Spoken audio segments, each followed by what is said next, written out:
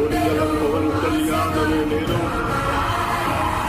శాసనం ద్వారా నిర్మితమైన భారత రాజ్యాంగం పట్ల నిజమైన విశ్వాసం విధేయత చూపుతానని, భారతదేశ సార్వభౌమాధికారాన్ని సమగ్రతని కాపాడుతానని ఆంధ్రప్రదేశ్ రాష్ట్ర మంత్రిగా నా కర్తవ్యాలను శ్రద్ధతో అంతఃకరణ శుద్ధితో నిర్వహిస్తానని, భయం గాని పక్షపాతం గాని